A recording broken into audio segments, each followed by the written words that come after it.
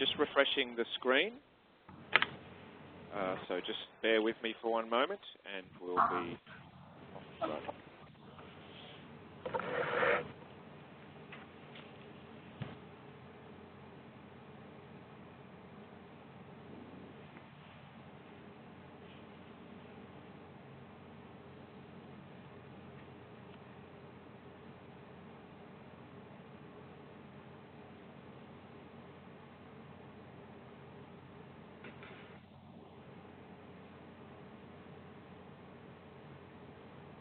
Okay, so I'm just logging into my job costing module.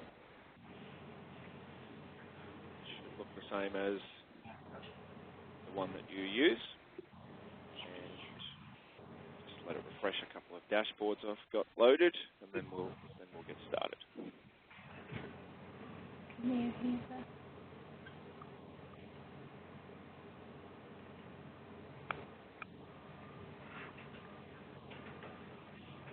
Alrighty, so I've got that full screen. Hopefully you can all see that. And I'm just going to start with a quick overview and access to a couple of bits of information that can be easily overlooked. In your EXO, there is a tab called the Education Center. And the Education Center is basically where all of the help information lives. So if you're looking to get a user manual for job costing, that's available on the Education Center. It's a PDF document, many pages, that explains the whole solution end to end. There is also the help. So if you're using your software and you press the F1 key, it will automatically come up to the help page. There is also videos. So if you click on this link here, and go to the videos section, there are videos about EXO Business, and then the add-on module section, there are videos about job costing.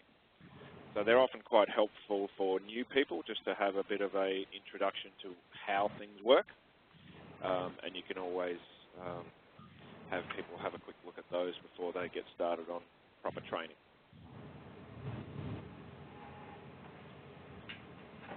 All right, so as you probably know, in EXO Job Costing, you have access to planning and maintaining jobs. You have access to master file information that is usually relevant some way or another to do with the job: debtors, creditors, contacts, stock, serviceable units, and also bill of materials. And then you've got transaction entry that updates jobs like direct material entry or taking from stock, direct time entry or labor entry, and purchase orders. Okay.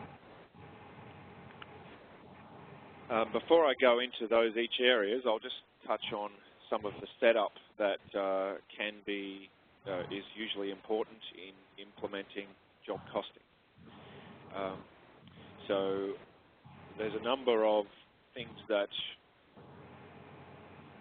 are always considered when we're working with a customer set up EXO Job Costing. So one is the statuses. Okay? So statuses represent the key milestones that a job goes through from start to finish.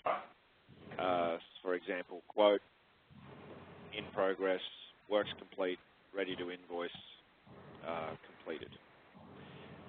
You can also use a status to make a list of job templates, and you can actually have multiple statuses for that. I'll come back to why you might do that in a moment. The other thing that statuses have the capability of doing is put some controls around what can happen with that job if it has that status. So for example, if a job is really just a quote, you probably don't want any transactions going into it. So it can be set as don't allow any new transactions. When a job is in progress, then obviously you would want transactions, but you may want to make it so that the quote can't be changed. So that allows you to lock the quote or make the quote read-only once the job has been set to an in-progress status. Okay? And once a job is set to completed, again, you would probably want to make that no more transactions and set that job to complete. The other thing that can be done with statuses is to make it so the users of the system can only move a job forward in the list of statuses, not backwards. So for example, once a job is set to in progress, the next step it should go to would be works complete or ready to invoice, for example, not closed. So you have the ability to set up a workflow constraint.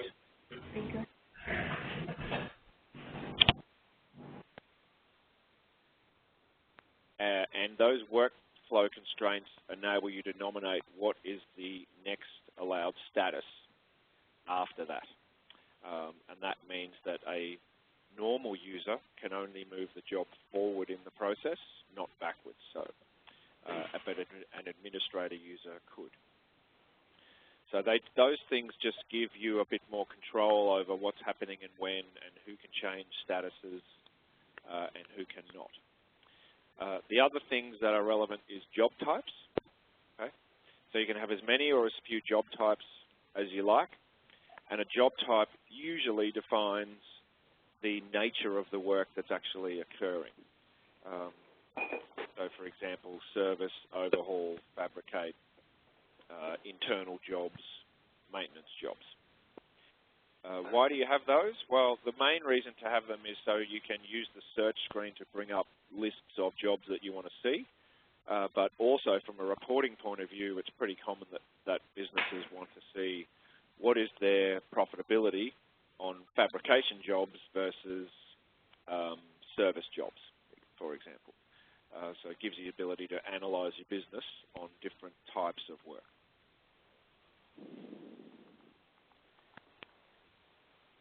Categories are similar, so they're really just another way of classifying or categorizing a job, but you would use them for a slightly different purpose to a job type so that you've got more flexibility. So some examples of that might be that I've seen in practical cases, quoted versus due and charge work, or in the examples you can see there, commercial versus residential or government, and you might have internal jobs broken up into different kinds of internal jobs like maintenance, asset running costs, employee cost is another one.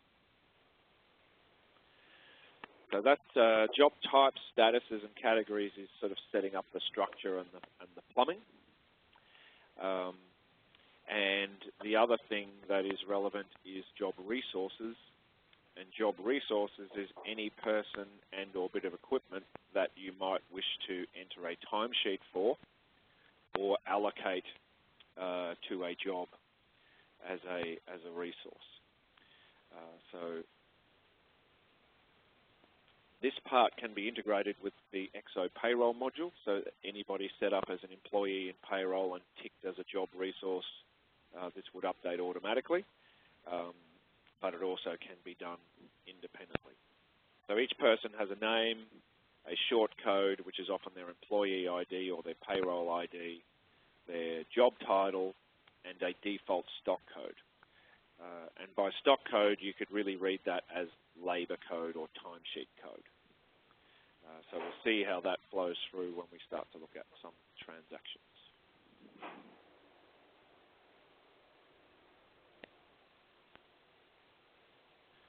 Okay, so under Plan Maintain Jobs, this is effectively our job search, job setup screen. And you will see boxes at the top, which are lists of the statuses, types, categories, resources that we've already defined. And you can turn those boxes on or off if you use them or don't use them. So there's two additional ones that I've got hidden. One's called Job Flags, and one's called Entered By. I don't really care who entered the job, so I usually hide that. And Job Flags is only rarely used, so I normally hide that. So I've got statuses, types, categories, resources. So I'm looking for jobs that are in progress, works complete, or ready to invoice, which is effectively active chargeable jobs. You'll see that this screen is what's called an EXO grid, which basically means that it's tailorable to each individual user. So you can move your columns around. I like to see job type, category, title, status, quote value, job value, invoice value, start date, due date. You can move those around, and like any EXO grid, once you do that, you save your column settings. You can select your visible columns and tick what you do or don't want to see. And you can sort by whatever you like. So let's have a look at the bigger quote that I've sorted descending order by quote value. Like any EXO grid, you can copy and paste this to Excel and make a report out of it if you like.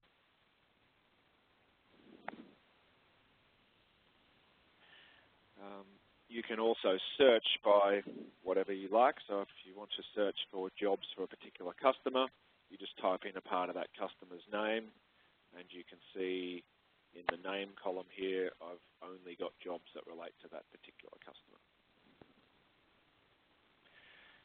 A couple of shortcuts that you may not be aware of. So let's say you've brought up a list of jobs for this customer, and you actually just want to have a look at that customer's account.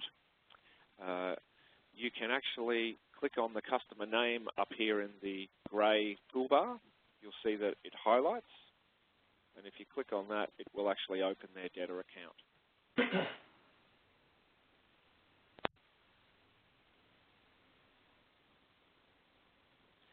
So then you can see what they owe you, maybe who looks after that customer, who their key contact people is, transactions, so what invoices have been issued for that customer.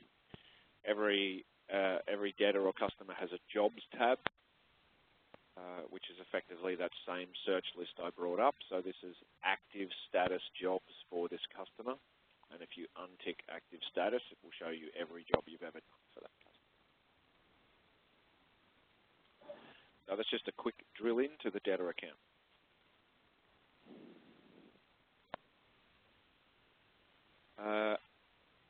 I'm just going to touch on job numbers and job codes because it often comes up as a question. So you can see there's actually 4 columns here: job number, master job number, job code, master job code. So job number and master job number are an internal system-generated number that you can't change. We can set what number it starts from, and then it will just go up by 1 for every job that you create. Lots of our customers prefer to use their own job numbers, and in reality, what they're doing is using job codes. Okay, so it would be common practice to hide the job number and just show the job code, so that users are not confused by actually what they're seeing. The job code, you can make anything you like.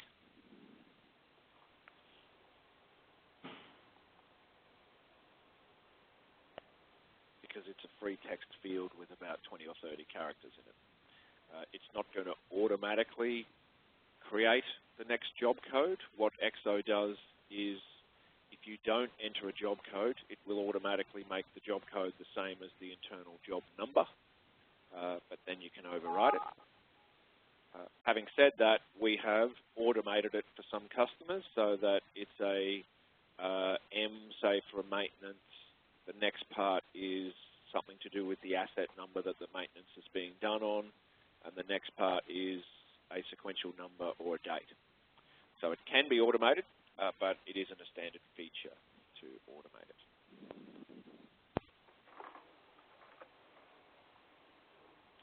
Alrighty. Where job codes come in handy is in particular with master and sub-job style projects, where you might have multiple stages, and in this case you can see that I've got a civil project with 6 stages as well as a variation. Okay? And a logical way of doing that is just having the job code 4567 and then a suffix for each sub-job or stage. That's a pretty common scenario, so let's have a look at that. So that's just the manual step to create that master job, the civil project. The status is wherever it's at. Type category, account is customer, and if you double click on this, it will open the customer. And obviously it's also a searchable field, so you can add whatever customer that job relates to, or hit the new button and create a new customer.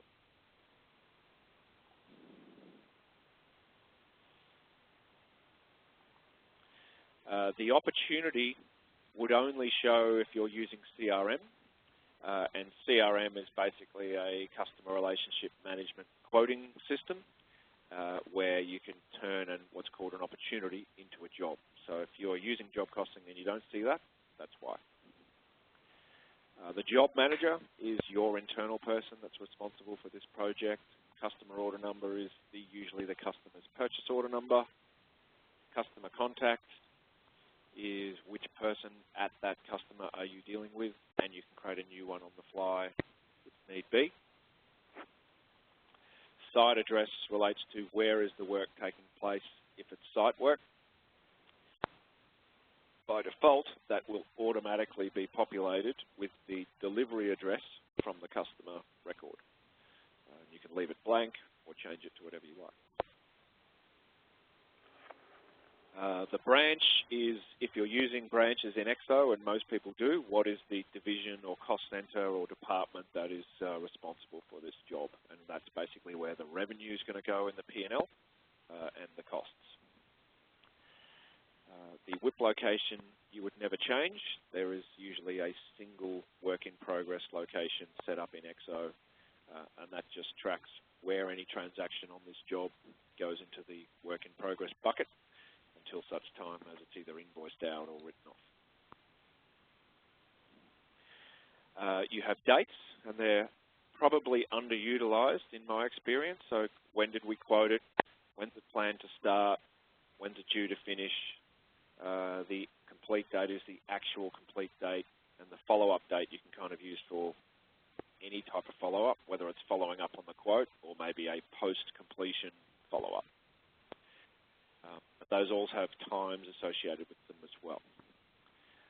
Most of our customers don't really use these dates, but if you want to sort of get more from EXO in terms of scheduling of jobs and when they're planned to start, finish, etc., the only way that's going to happen is by using those dates. They don't automatically update. It would be nice if they did. So, for example, the quote date doesn't automatically update when you print the quote. I guess I can understand the reason why it doesn't, because you might create the job or the quote today, but not print the quote until tomorrow or the day after. So that is a manually maintained field, as are all of these dates. The complete date also doesn't automatically get set when the job is set to complete. I think it probably should, but it's a good practice to do it so that you can easily tell for follow-up purposes when jobs actually were finished. We can automate any of those dates for you, but it's not a standard feature. It's also pretty common that we use extra fields on jobs because often businesses want to track other things like % complete or additional dates such as when does the job go out for powder coating, or when does a particular milestone get reached. So you can have up to 24 what's called extra fields, and they can be drop-down lists, text fields, etc., tick boxes The first 5 would appear here, and then if there are more than 5, an extra fields tab appears in your list of available tabs. All right, so the description is most commonly used for text to describe scope of work. And pretty commonly it would print on a quote and possibly the invoice as well, not always. So that's just a text field. It handles 5,000 characters. You can copy and paste from an email or a Word document into it. And you can also use a feature called Common Phrases that allows you to set up predefined maybe terms and conditions or inclusions or exclusions and just add them to the quote tab like that. Right, so excludes and add some phrases. So it just hopefully saves a little bit of time. You can see that there is a Notes tab. And this Notes tab, there are almost too many Notes tabs in job costing. So you've got description, notes, and then up here you've got history notes. So it's kind of take your pick. More commonly, what the Notes tab is used for is internal instructions that might print on a job card. So the description is scope of work and what we're doing for the customer purpose. The Notes is more internal. Both of these tabs can actually be, the name can be changed. So some of our customers that are on this webinar, one's called quote description or scope, and the other one is called invoice description. So what they do is the scope of work that's planned to be done prints on the quote. The actual work that was done, which might be different to what was expected, can be entered there, and the actual work might print on the invoice, as an example. All right. Because this is a larger job, we've actually got sub-jobs, and EXO handles sub-jobs or stages quite nicely. So that if you're in a master job, you'll be able to tell because there'll be a sub-jobs tab. And I've predefined what those sub-jobs are. Each sub-job will have its own code, title or description, and can have its own quote, which, added together makes up the overall quote. So you can drill into any sub-job from the master job by going to the sub-jobs tab and double-clicking.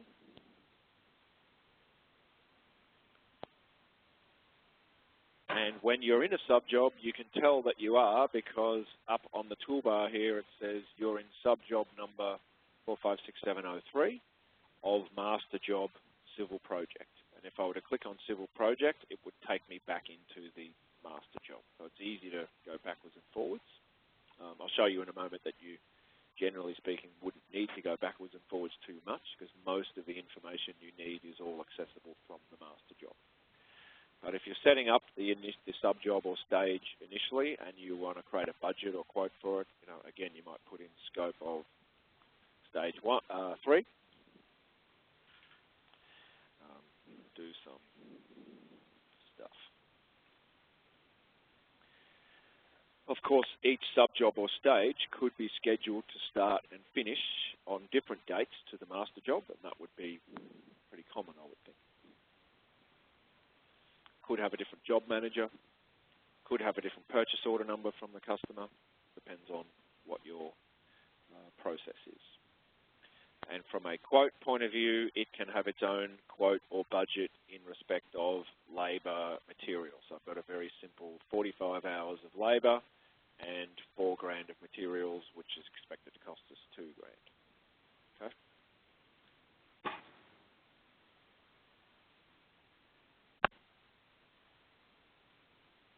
So I'm going back into the master job.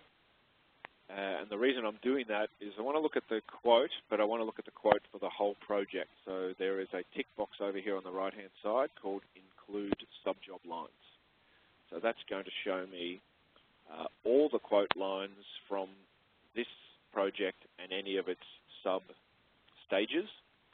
And what you can see now is stage 1, labour and materials, stage 2, labour and materials, stage 3, labour and materials, 4, 5, 6, a variation.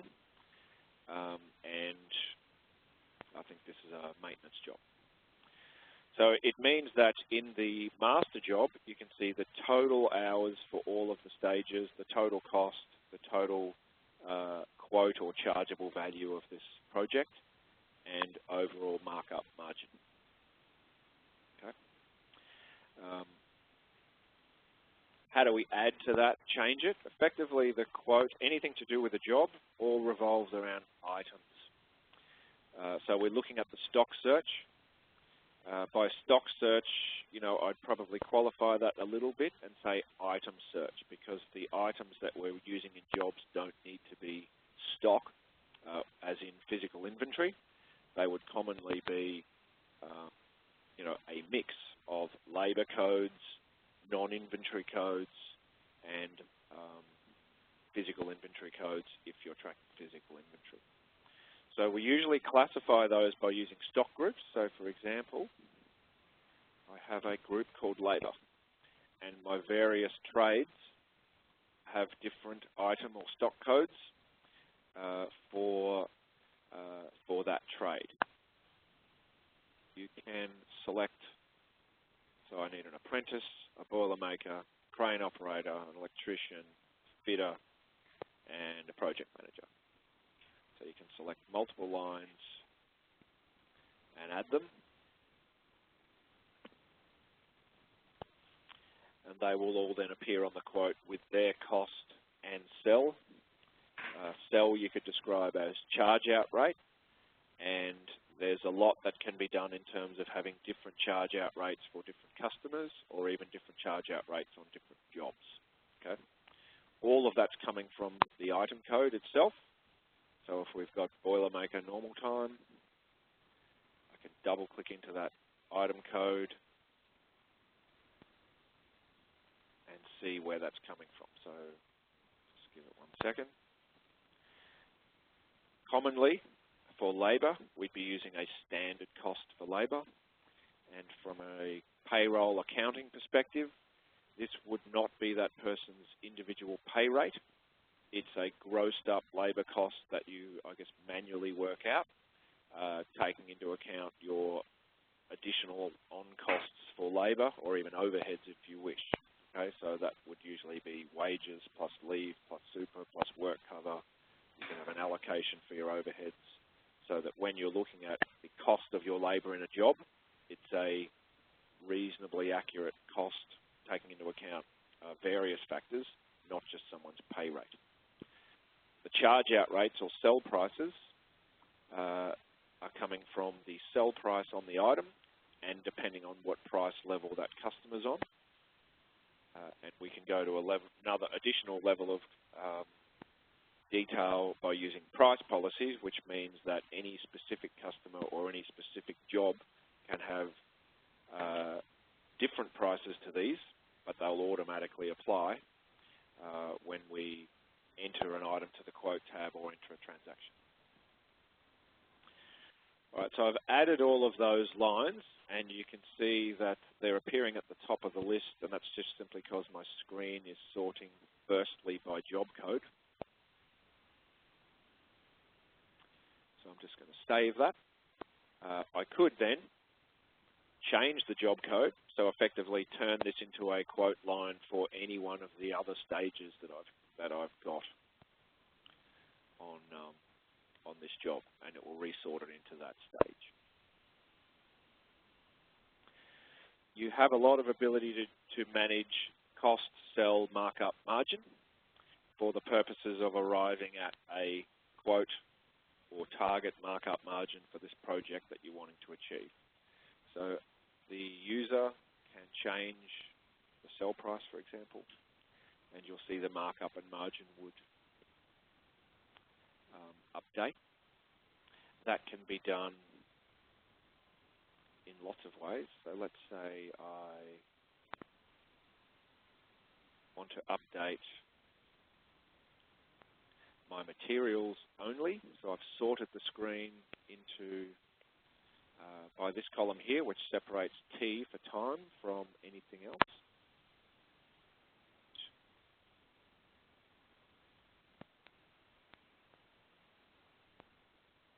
I want to set my markup on my materials to 55%. So that updates each of the cell prices based on the new markup. And then you can sort the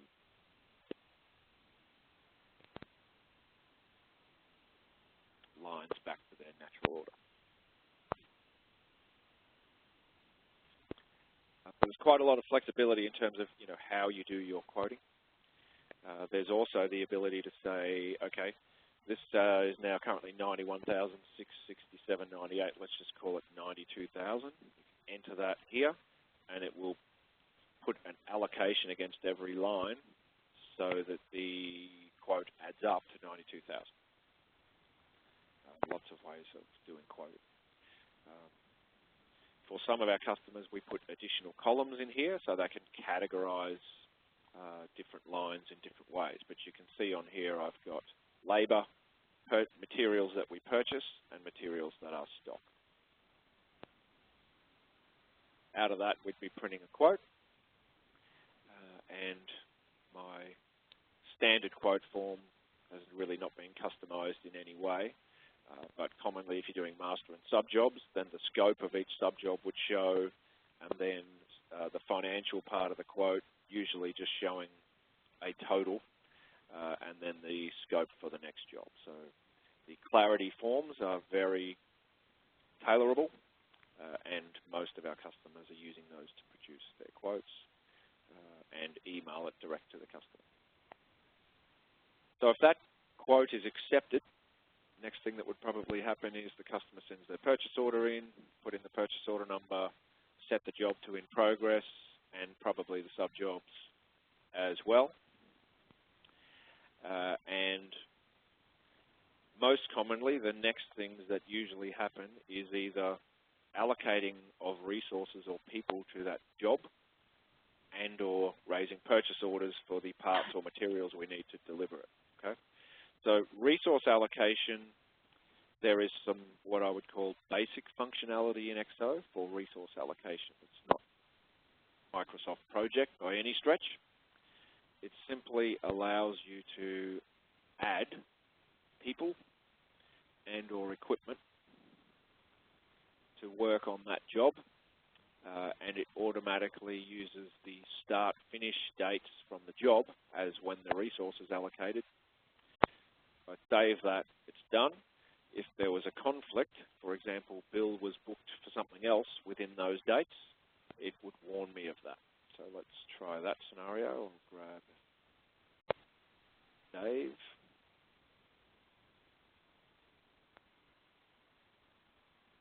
Okay. So this turns red and says some of the resources you've selected are already allocated other jobs for these times. Click cancel to change it, click OK to ignore it. So I'm going to cancel it. Now, how do I know what else he's booked on? There's a resource planning tab.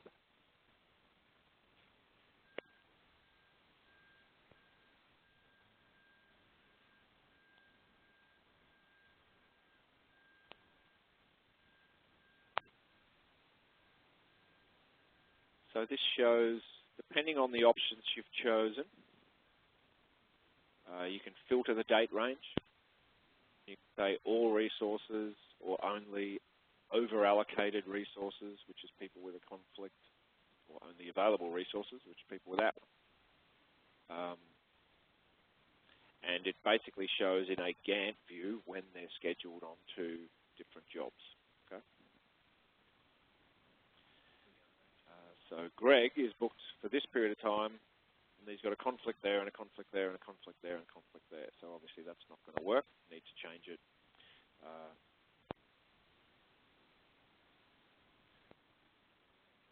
So I can drill into any of those and maybe swap Greg out and put someone else in.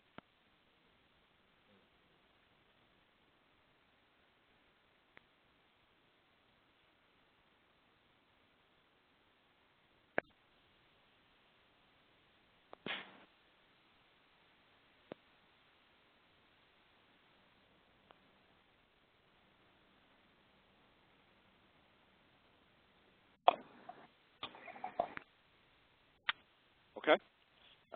So that's the resource allocation.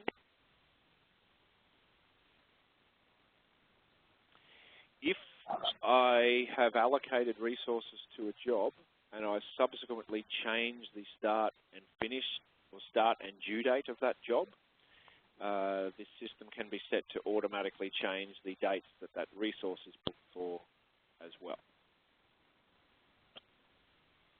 Okay, from a purchasing point of view, a lot of our customers like to use the purchase order wizard. So I'm back on the quote tab, and there's a couple of ways of going about purchasing. Every job's got a purchases tab, and you can just simply raise a blank purchase order for any supplier, for any item. It really doesn't matter. Why would you do it from within the job? The main benefit of doing that is it automatically attaches the job code, and it automatically makes the branch for that purchase order the same branch as the branch for the job, so the cost allocation will be correct. Okay? You can do a purchase order outside of this screen. You can do a purchase order from the financials module, EXO Business, and still relate it to a job. So there's various options. A good way of doing it, if there's information in the quote and certain items on this quote need to be purchased, then they can be flagged with a P. P means we're basically going to put it on a purchase order. Okay? So having that flagged, and it can be changed. So any item can be defaulted.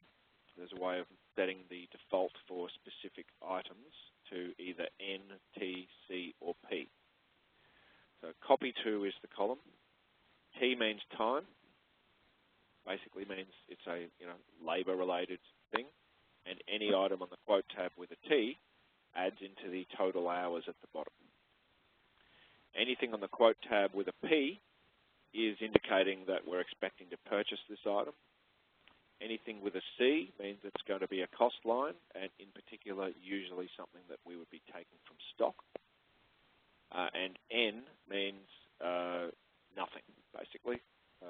There's no particular indicator for this item. What the P does is means you can use the purchase order wizard. So up on the toolbar, you can go generate purchase orders, or down in the grid, you can right-click and go generate purchase orders. Both do the same thing. What it does is looks at any line with a P, matches it to its default or normal supplier, gives you a list of the suppliers that it's about to create purchase orders for. Double-click on the one you want to do first.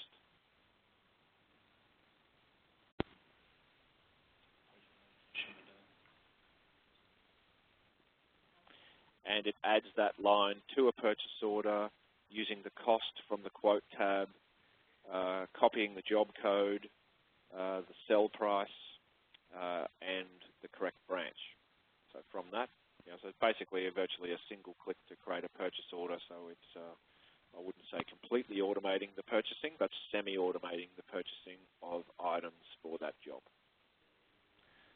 Then email that off and move on to the next one. There are features in EXO, standard features around purchase order approvals that a lot of our customers use. So individual people can have a dollar limit for any specific purchase order above which somebody else needs to approve it. We've got customers with digital signatures on their purchase orders, so when it goes to the supplier, it's actually shows as being physically signed by the person who authorizes it. And there is a feature called EXO Alerts, which allows you to put rules on purchase orders. For example, don't let somebody do a purchase order if the item has no cost. Or don't let somebody do a purchase order if the cost of that item is significantly different to the last cost. So there's a lot more control available in EXO these days compared to what there was a few versions ago. So once those purchase orders are raised, they are going to be visible on the Purchases tab. The one I've raised, I don't see here. Why is that? It's because it relates to a sub-job, so I'm only going to see it in that sub-job, at least as far as this screen is concerned.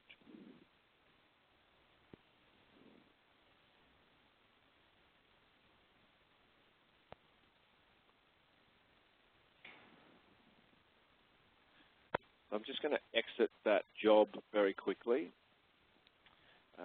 So I could have done that purchase order from this purchase orders tab here. I'll see that purchase order. That's the one I've raised. So regardless of where I created it from, it's always visible on the purchase order search screen or within that supplier, filterable by branch, etc. And obviously put the job code as a column in your purchase orders tab, so you can see purchase orders that relate to jobs as opposed to those that might relate to stock or expenses.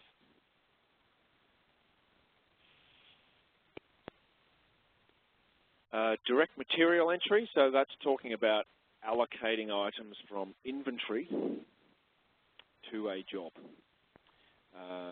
So the simple way of doing that is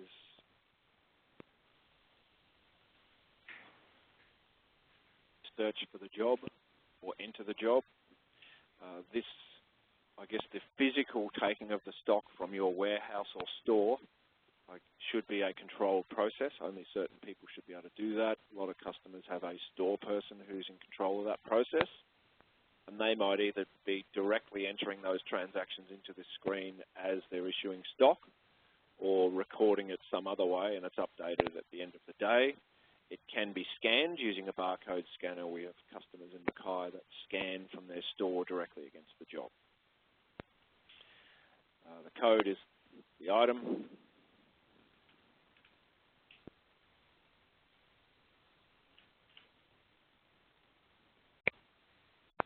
If there are lots of items, you can click this button here, which says copy from the line above. So if we've got multiple items going to one job, then effectively you can arrow down, copies the job, put in a different item.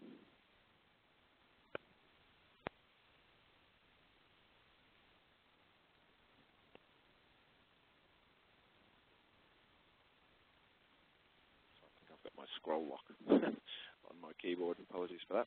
I'll just grab a different one.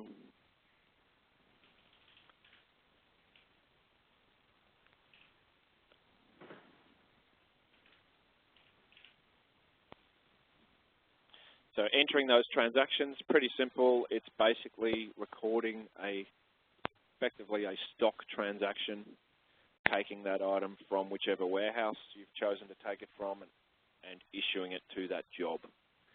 So it increases work in progress and reduces stock on hand. The other main exercise that's common is timesheets. Okay, so standard functionality, direct time entry for jobs, where you can, similar process, pick the job. This is assuming, say, a manual timesheet. Which person? This is David's default code, so you want to set that to the most commonly used labor code for that person. EXO can be set to allow you to enter start finish times or just hours. In this case, I'm going hours, and you can see the cost and the charge out rate are determined by the item and the job. Okay? It's ordinary time and it's labour, and you'll see here there's a column for payroll hours and the pay rate multiplier. So if most of our customers have payroll integration with job costing, so they only want to enter their timesheets once, but use the same information for payroll. So job hours are typically the same as payroll hours. There's the odd circumstance where you might choose to make them different. You want to charge the customer a little more or less than what you're paying the employee. And from a payroll perspective, is it ordinary time or overtime?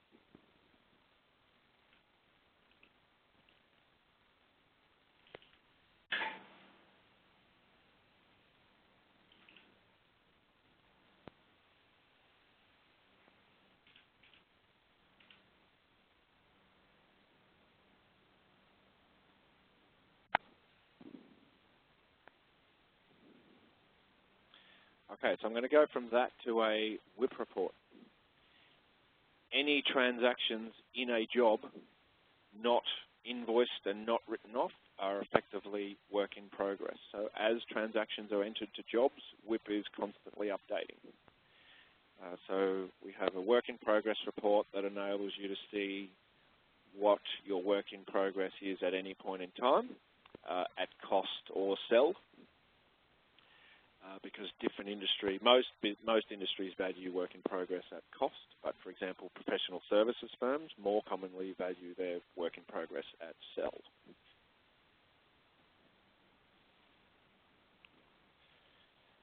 And the reason to show your report is also to highlight that the job types and categories and statuses, how they become more valid for you is when you're looking at reports and analysis that you can run reports based on, some of those criteria.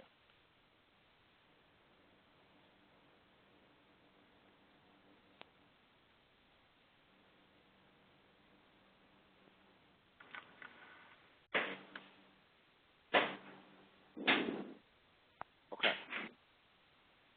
So in this case, the report allows the work in progress to be valued as at the end of any specific day, not necessarily just today. And it could be run for a particular branch or division, a particular customer, or a project manager, virtually any combination of type, status, category, one specific job.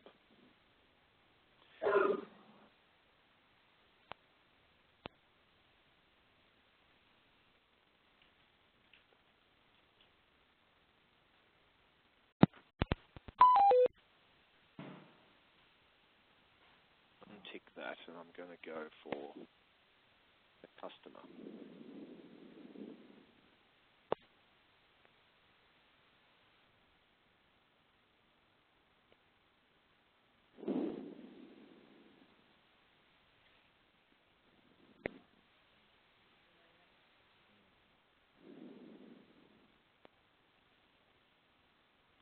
So I want to find the job we're working on.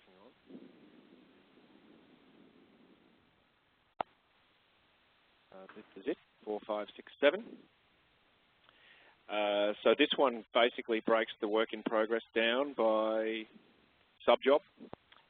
So this is showing me hours that are currently in work in progress for this job, the cost of that labour, the cost of any materials or purchases, which is a combination of items taken from stock, items purchased in or subcontractors. So total work in progress at cost, and then the same information expressed using the sell prices against each transaction. So labour at sell, materials or other items at sell, WIP at sell. If we had invoiced anything on this job or written anything off, we'd be seeing that. And then effectively we'll get a calculation of unrealised margin. So total sell less total cost equals realisable margin on that job. Okay.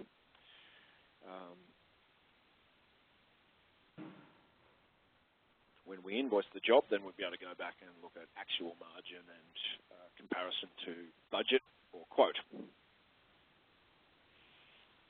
So let's have a look at the invoicing process. There's usually 3 ways that businesses tend to need to invoice, and EXO supports all of those.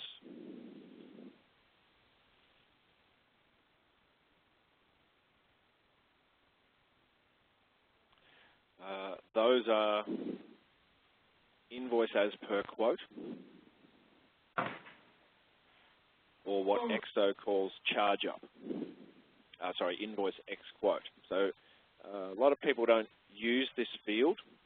It's a list of the billing methods that you may use. So you've got invoice X quote, charge up or due and charge or time and materials, progress claims, and manufacture output items, which is we're not invoicing anybody, we're actually going to put something into stock.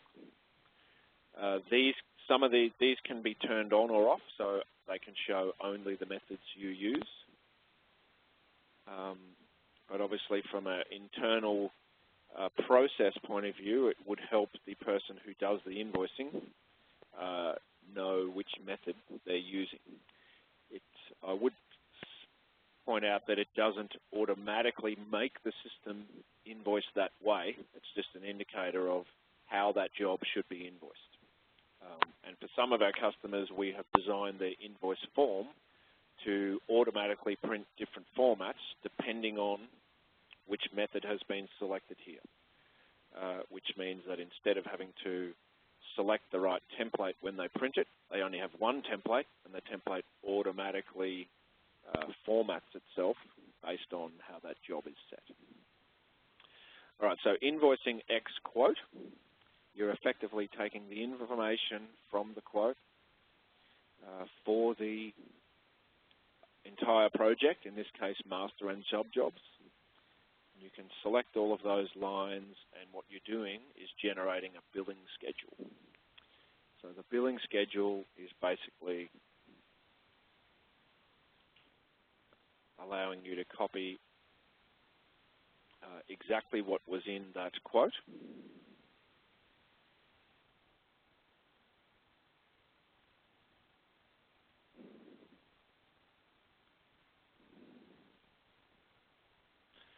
And you'll see it's only giving me a small value, and that's because a number of these lines I've already invoiced in a previous demonstration.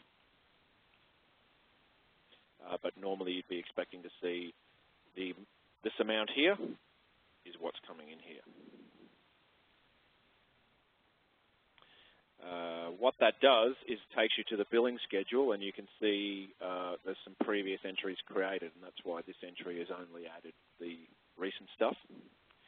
From that billing schedule, you can then print what you would call a Proforma. It says quotation here, but it would really be a preview or a Proforma that you might circulate internally for somebody to check, or some of our customers actually send the Proforma to their customer first, say, you know, do you approve this claim?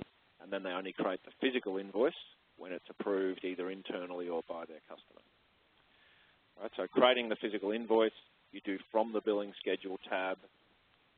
It basically pops the invoice screen and grabs the same information that it copied from the quote tab, adding up to what was on that claim, and populating the invoice screen. You just choose what date you're invoicing it and create the invoice. As to how that prints out, that's really just down to the design of the stationery or the form for the invoice. So some of our customers have various formats like this: job invoice with no lines, progress style, job invoice with lines. But of more recent times, we're able to actually have one template that automatically shows different ways depending on a setting on the job. So if you're finding it's a bit of a struggle if you have multiple invoice templates, that is something we could look at combining for you to make that process simpler. So that's effectively as per quote. Whatever we quoted, that's what we're charging. If we were doing do and charge style or charge up, then effectively the transactions on the timesheet tab and the cost tab is what we're invoicing. So what you're really doing then before you invoice is check, are these cost and sell rates right? And if they are, you're going to click send all to invoice. If they're not, you can change them.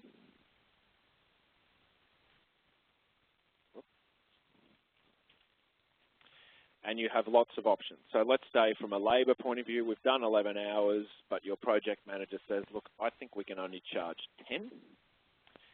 You might say, okay, well, how do we do that?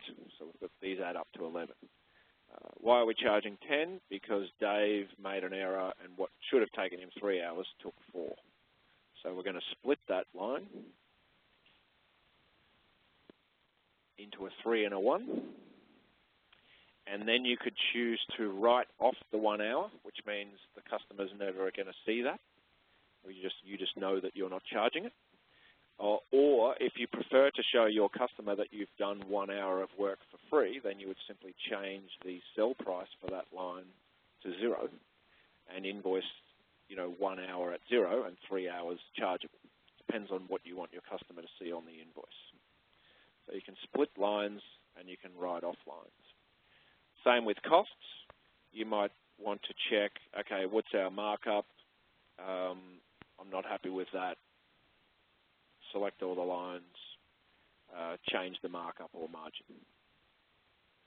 Same with items. We've used 5. We should have only used 4. You could split that, write it off. You've got various options.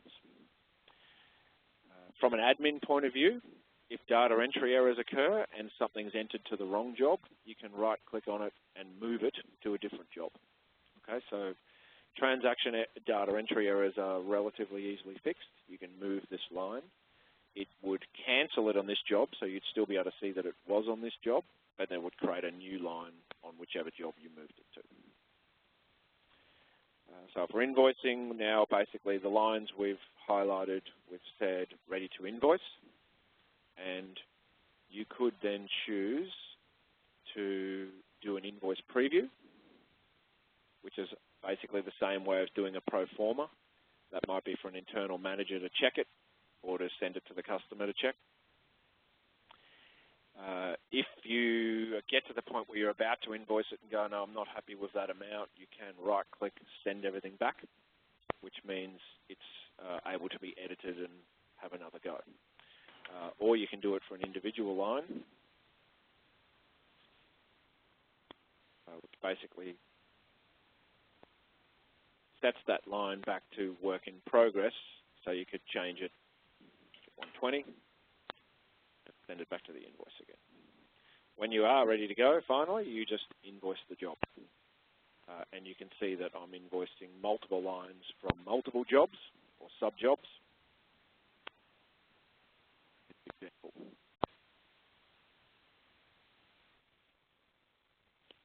I'm getting a warning that I've got this customer's overdue, but I can ignore that one.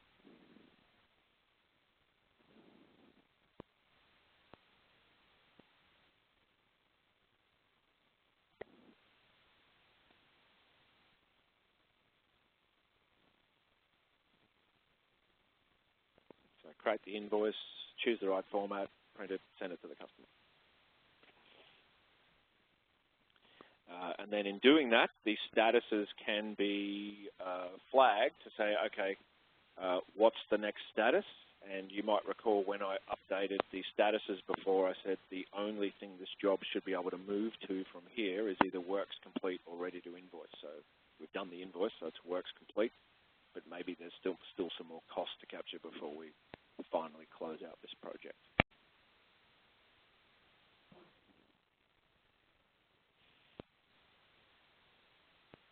For businesses that do progress claims based on percent complete, we have developed a progress claim screen, which allows the calculation of each progress claim based on percent complete for each stage or sub-job.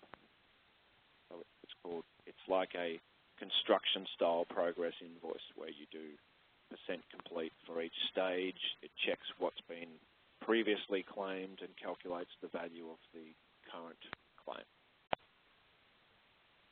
So it's run from a master job on the assumption that there are sub-jobs, and it's the percent complete for each sub-job that we're populating. So you can see percent complete, prior claims, this claim, this is the amount that we're about to produce, and it will basically, the only customizable part is this. It will then create transactions in this job which say 45% complete this amount for each stage, and then you use the standard invoicing features I've already shown you to actually produce the invoice. What this is doing is basically calculating the value of the claim at each stage based on percent complete.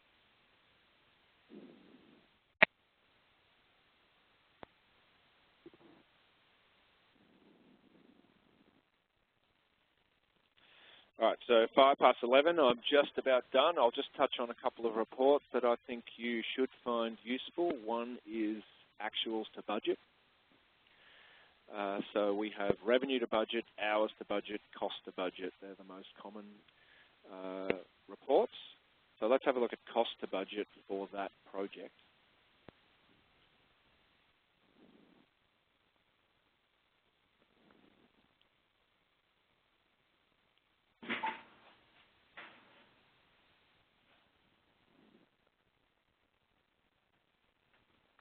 My laptop's running a little slow this morning, so apologies for the delay in that report launching.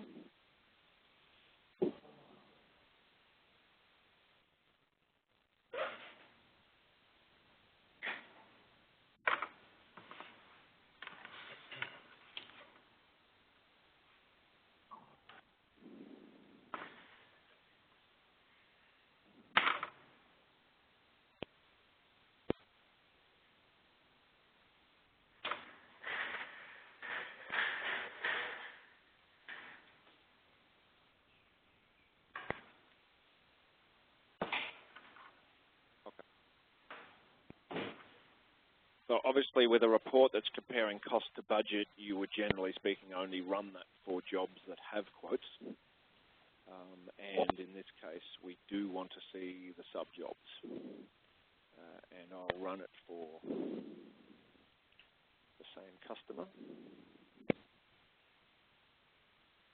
And by default, it's running for a 12-month period of time. You can obviously pick it anytime.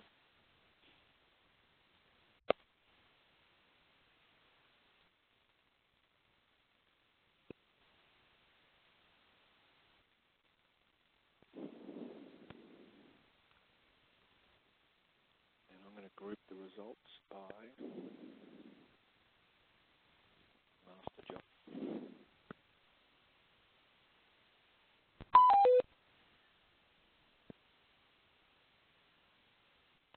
That's better.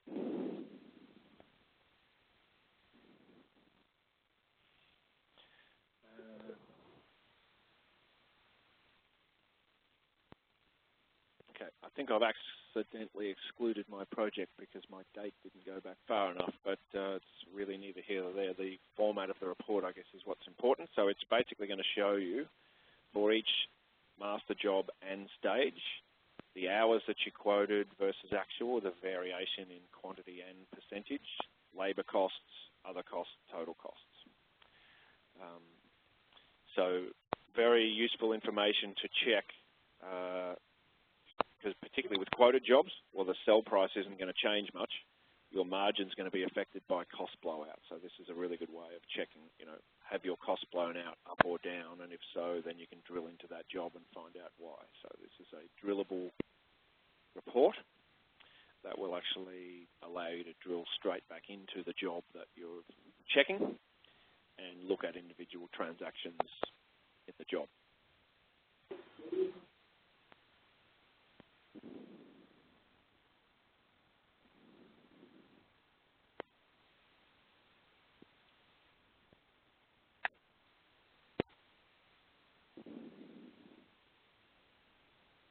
So that's the job I've drilled on in the report, and if I then want to see the labour that's been invoiced or written off, so any transaction on a job, no matter what's happened to it, is visible. If you've invoiced it, cancelled it, written off, you can always go back and investigate what it was. And then go back to the report. Okay, so that's, I guess, our webinar. We've gone a little over time this week, but job costing is probably the most flexible module of the EXO suite, and there's many other things that that we could go through, but that should give you a solid overview of the options in the end-to-end job process, from quote to scheduling to purchasing to managing the transactions and ultimately doing the invoicing and seeing whether you made money or not. So hopefully you found that informative. If you have any questions, feel free to fire away. If your phone's muted, unmute that by pressing #6. Otherwise, feel free to carry on with the rest of your day, and we'll let you know what our next webinar topic is in 2 weeks. Thanks for attending. Hi, Alistair. How are you going? Grant Williams. Grant, how are you? Very good. Alistair, we just moved up to 2015. Yes. And on the the percentage complete tab, was it the progress claims? Mm-hmm. Ooh, listen to an exit. I didn't know it was that boring. But yeah, on there, we used to be able to go in and change the dollar value because we use like milestones.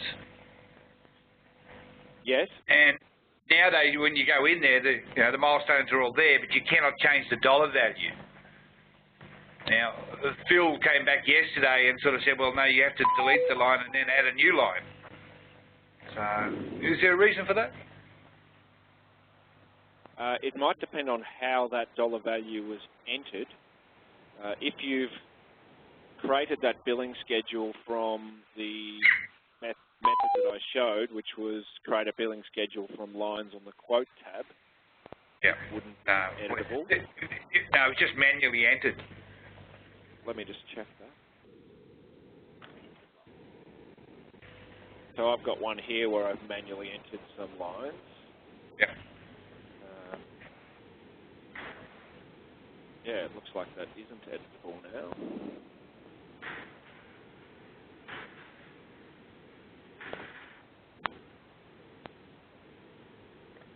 I'd have to check as to why that was, but there was certainly, they needed to tighten up some of the business logic around, I guess, various aspects of job costing, because from 8.7 they introduced perpetual stock and perpetual work in progress.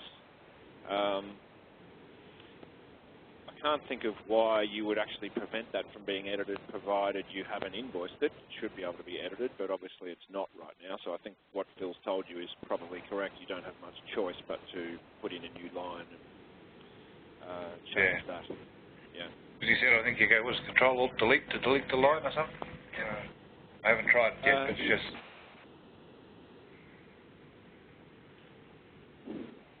Oh, yes. Control Delete. Control Delete, okay. Yeah. Delete it. There you go. I didn't even know that myself. Yeah. Yeah, so it should let you delete it if you haven't invoiced anything, because really you just, it's just a line that represents something that might happen, as opposed to a real transaction. Yeah. No, it could be a real transaction. Yeah. From milestones. Yeah. Sorry. It can be a real transaction too. Here, Alex said. Yes, but obviously you wouldn't delete it if it had been invoiced. You would only delete it. So obviously I've got this line here that has been invoiced, which is a real transaction, but this one is just something that's going to happen, but it's not a transaction yet. Yeah. So to do it, you'd have to go and put a new line in, change the value, and then delete that line. So, yes. Yeah. Okay. Anyone else good? Yeah. I'm doing a bill of materials. So if I'm costing out a bill of materials, I will, I've got all my parts, I've got one part number that is a bill of materials, and it shows up so many parts in there. And say in the quote budget section now you can adjust whether it's work in progress or if it's, say, in Queensland stock. When you press save, it'll give an error and say these items need adjusting, or grab it from a different entry position. So you save that. From talking about this field here. So that changed. It used to be in the costs tab.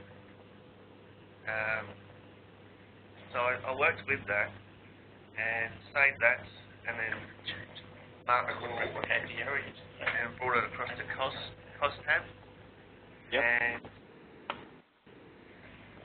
my problem was once I got to cost tab, it should bring up any other shortages before you can start to invoice or create an asset.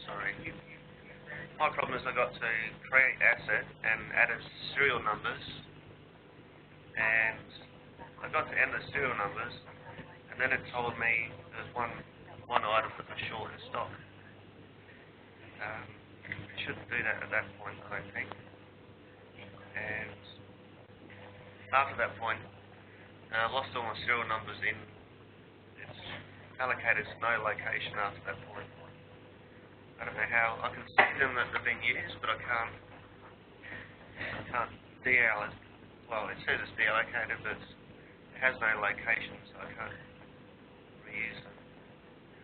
Okay. try it again. Probably have to get our support guys to have a look at that, Phil. I'd say it's something to do with a step that's occurred along the way. Right. Be hard for me to give it a definitive answer on that without knowing what job, what bill of material, but have you sent that through to our help desk guys? No, I haven't. I'll do that then. Okay. Thanks, Alistair. Thanks, Al. Okay, thanks guys. Alistair, can I just ask a question, please? Yes, who's that? Jenny from Norship, how you going? Good, Jenny. Alistair, with the master job, Yep. as you know, we have a lot of sub-jobs. Mm-hmm. So when we invoice out, the job status box comes up to say is the work's complete, or you've got 3 choices there what to do with the master job. Mm-hmm. If you choose the work's complete question, will that close all the sub-jobs? Not as a standard feature, Jenny, no. You can see the one that I've done here, it only changed one of them. So it only completes the master job. Yes. Is there some sort of way that we can close the sub-jobs at once without having to go into each and every sub-job and complete it? Yes, well, there's 2 ways. What we had suggested to you guys as a workaround that... It's going to progress claims? Yes. Yeah, but you have to do it one at a time, and it's not sort of, you really have to line up the arrow to the actual box to try and get it to take. I mean, the other option that we could do for you guys is, basically automate it so that if the master job is set to complete, that all of the sub-jobs are automatically set to complete. It wouldn't be that big a thing to do. It wouldn't, okay. The only risk of doing that is that accidentally a job is set to complete that shouldn't be, because that stage isn't finished. So, we're making an assumption that if this one is set to works complete, that all the others should be. That's right. Well, most of the time it is when the vessel leaves. All our jobs are complete. Yeah. So, of course, the WIP amount would be written off before you do that. But if there's a way, that would be a lot easier than trying to close each and every sub-job. It can be done. It's, it's what I would call a pretty minor or simple customization, just to basically make the sub-job stage automatically set to complete if the master job stage is set to complete. Okay. So maybe have a chat to Jorg or Jenny about sending us a request for that. Yeah, okay, thanks. Doing it through here is quicker than opening each individual sub-job, but you've still got to do it one at a time, so I appreciate that. Right, okay, thank you. Okay, thanks, Jenny.